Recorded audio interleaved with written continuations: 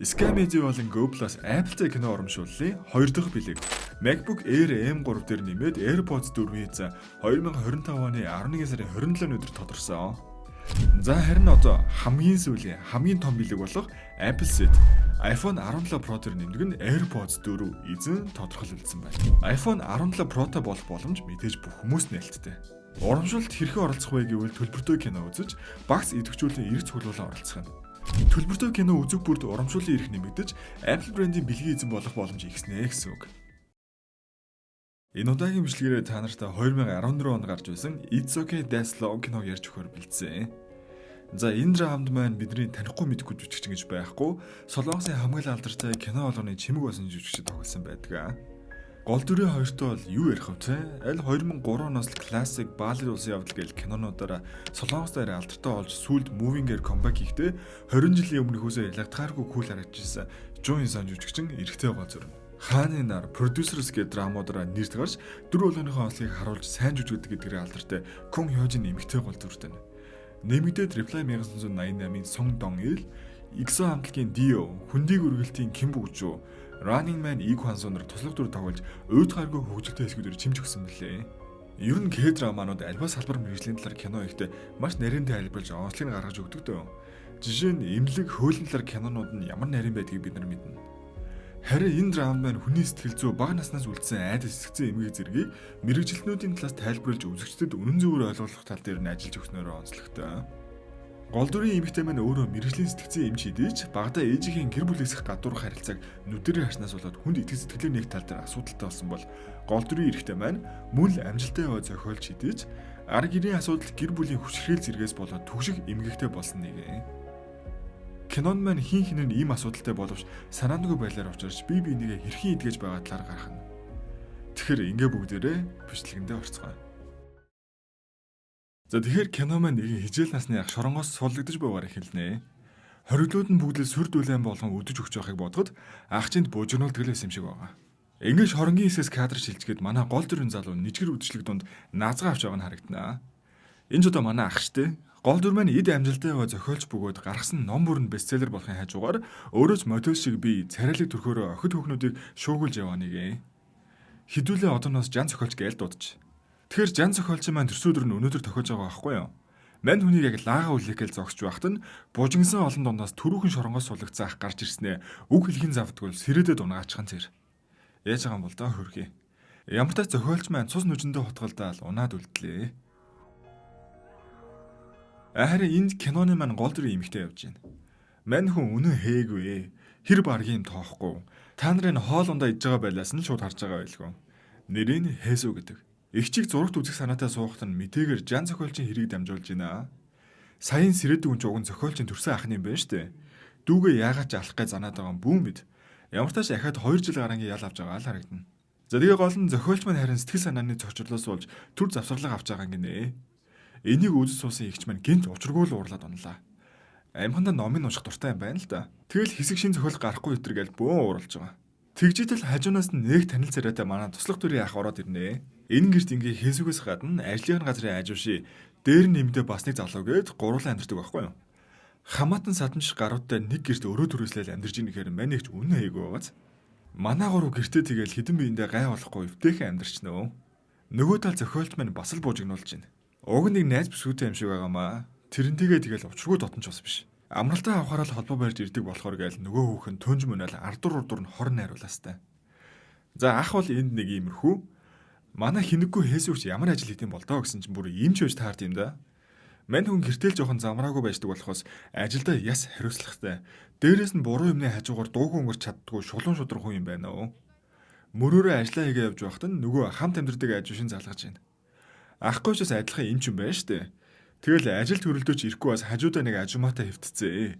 Тэгснээ Хэсүүг өөрийнх нь оронд яаралтай нэг нэвтрүүлэгт ороод өгөөч гэж хэлэх гээл залгаж байгаа царай нинэж. Манай ягч уг нь чадахгүй матахгүй гэсэн ч хөөхий тэгэл оронд нь явахаар л олж ах шиг байгаа. Амхандаа тэр нэвтрүүлгийг нь найруулах залуутай үерхтэй юм байна л да.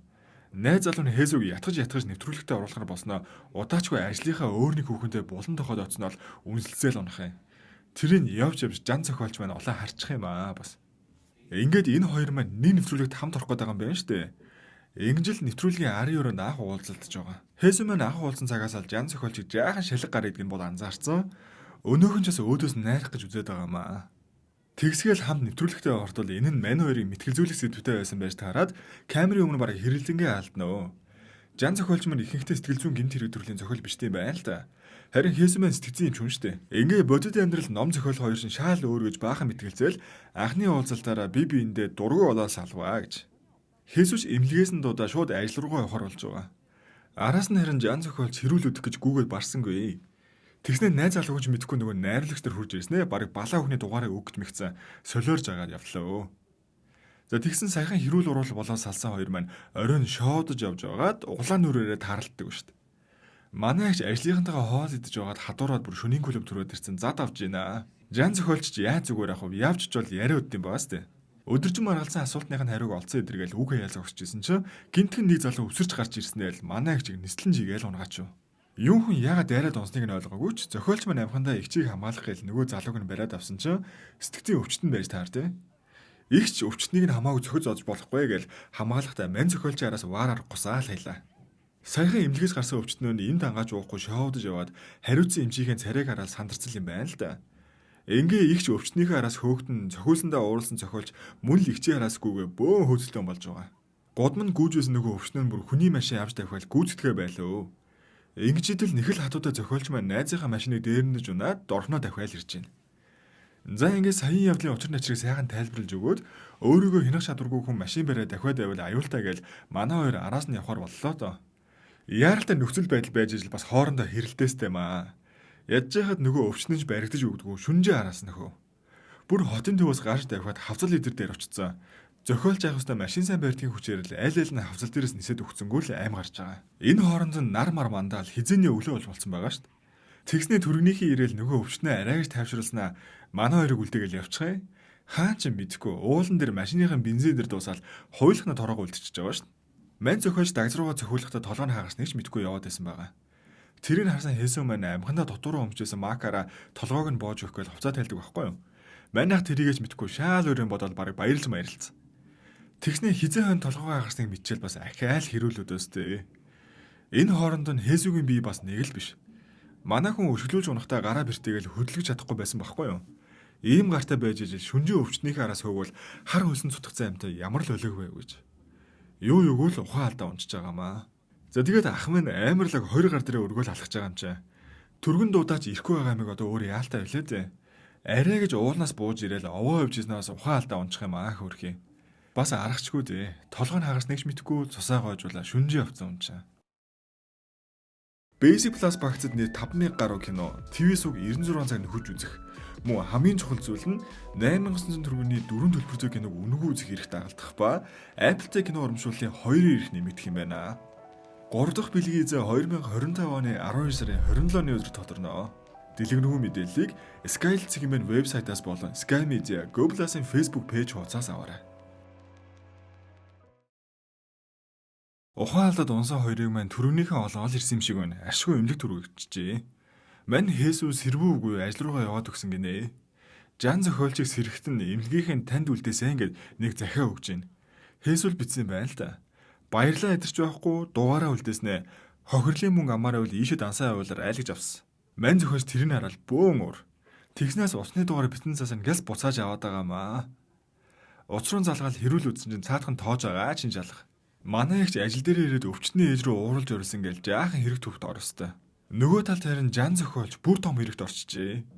Нөгөө үерхэдсэн хүүхэн бас зохиолч юм гин. Тэгснээ өөрөөхний бичсэн ном Жан зохиолчтой яг адилхан байна. Оюуны өмчийн хулгай адиргээл баахан хэрэгт оруулчих. Манай хүн хулгайлааг нь ойлгомжтой штэ. Цаад эмэгтэл эдний ажилчдаар дамжуулж их зохиолыг хулгайлаад баахан хор нариулж авахгүй юу? Манайх ажил дээр ирж тэр хаваар нэг хүмүүс байцаа шалгаал хэлж байгаа. Хажуугаар нь энэ хэрэгээс нь болоод гэрийнх нь ойр орчмоор нэг битүү сэтгүүлчэд эргэлдэж амар тайван байл алдагдуулаастай. Ингээ хэсэг хугацаанд өөр газар амьдрахаас өөр аргагүй болж байгаа. Манай хүмүүс зүгээргүй нэлээд хэдэн барилга эзэмштэй. Тэр дунд нь өөрийнх нь бичдэг сэтгцийн өвчин тал дээр мэрэгсэн эмчнэр амьдрдаг нэг барилга байгаа гэд менежер нь танилцуулж байгаа байхгүй юу? Тэгсэн тэр нь манай Хесүгийн бариаш таардгүй мө? Мань хүн ч уухантаас нөөхөр болж байгаамаа. Жан зохиолч маань энэ их өмнө шууганы хажуугаар хуучин найз бүсгүүдээ ерөөсөө холбогдож чадахгүй байсан. За тэгээ санаандгүйгээр менежерийнхээ машиныг унах гэж байгаад өмнө явсан газруудыг олон харчиж байгаа. Найз бүсгүйнх нь гэрийгч мэдхгүйгээл зүтгээд байсан менежер нь бүр гэрт нь оцсон байж таарад манай ах бөөн шок. Энэ хооронд Хесүтэй хамт амьдардаг хэд маань бах байдгаараа 50 сайхан сууцгааж байна. 50 сайхан гэж эдний гэрт К-драмагаас харж болох хамгийн илүүтэй дөрүүд явж байгаа. Консо ах махан байж байгаа царайг л харчаа штэ. Манай Хесүг яг үс толгоогоо угаацсан сайхан байж хат нь хонхон дуурваа. Нөгөө хоёр нь тайлж өгөхшин жалга. Тэгэхээр нойд үсээ хамж яваалал гэрийн хувцастай очоод тайлсан чи мань зохиол зогсож идэггүй юм уу? Өстгөн үлийн даваа нар гихчээр яаж зүгээр авах бас хургууг хайлцаастай. За ингээ яалчгүй шаардлагаар нэгэн дээвэр дор амьдрахаар болж байгаа юм да. Манай жан зохиолч Нэмба чамбай гэж ихтэйхэн орж ирэл өрөөнийхөө тоошороо шалгаал сүйд. Хамт амьдрахаар болсон гуравд бол тийм юм ерөөсөй байхгүй шүү дээ. Эхнээсээ сонин царайлал өрөөгөөр нь орж гараал эхэлж байгаа. Манай Квансугийн дөрөв сэтгцэн ярвагтай синдромтой дөрв юм байна л да. Угаасаа ийм өвчтөд төрсөн хүүхдээ ээж аав нь ойлгохгүй багт нь их зоддог байсан гинэ. Тэгээ Хесүгийн ажлын ажиштэй таашнаас хойш өөрийнх нь өвчнийг ойлгодог хүмүүстэй хамт 50 амьдарч байгаа гэж хөөрхөн юм ярьж байна. Тэгснэ энэ хоёр манай гэрт дүрм журм мөрдөн гэж юм байхгүй таваараа гоё эд юм өө гэж мэдсэн. Мань зохиолч тэрийг тоож байгаа ч юм алах. Ингээ ээжэд л өрөөнд нь Хесүч ороод ирлээ. Тэгснээс юу амар цэвэрч юм дээ тэргээл үг хаяад байгаа маа. Мань зохиолч адилтай бол адилтай гэж өрөөлөн дахиад орсон ч манай их чи өрөө гэж авах юм алга нэр. За ингээд үүнээс хойш чи яаж харьцсан би яг тэгж харьцсан гэсэн болцолтойгоор л амьдрахаар болж ах шиг байгаа. Ингээд Хесү мань нөгөө өөрөө сэтгцэн эмчтэй. Тэгсэн чинь гэрийнхнийхээ шаардлагаар өөрөөс ажлынхаа ахаа сар болгон зөвлөгөө авд юм байна. Яасан бэ гэхээр эгч мань багтаа ээжигээ аваас нь өөр эрэгтэй хүнтэй байгаагаараа тэрнээс травма авчиж л дээ. Энэ лараа ярих өөрөө бүр маш дургүй бололтой. Сар болгон ингэж хувтлаа өнө хийцгүй сууж байгаад зөвлөгөөний цагаа дуусгаал явд юм байна. Нөгөө талд жан зохиолч маань зохиолын хулгай хэргийнхээ хэрэгтнүүдийг үйлдэлээр нь барьж аваад балж гинөө. Нөгөө менежер нэгдсэн залуучууг нь хар бага найз нь юм байна штэ. Тэгснэ хуучин найз өхөндөө нь хувьд зохиолын хулгайсан л таарлаа. Болоогүй бас хоорондоо учиртай. Ингэж байгаад үйлдэл дээр баригдаад манай хамаг ураа нэг сан гаргаж аваад явлаа.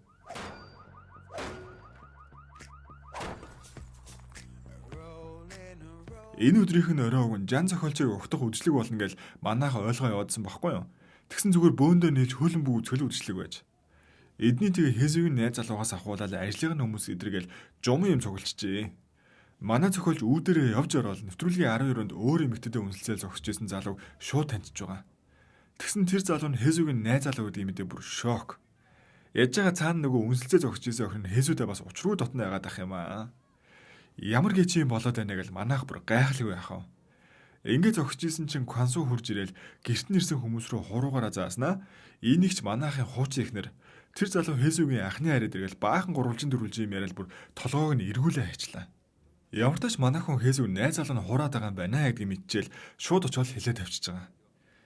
Ингээд сайхан хөл өмбөг үзээ инээлдэ сууж исэн хүмүүсийн өөр амьсгал оронгороо иргэцэн бөөн зодоонуудын болд юм байгаа сте.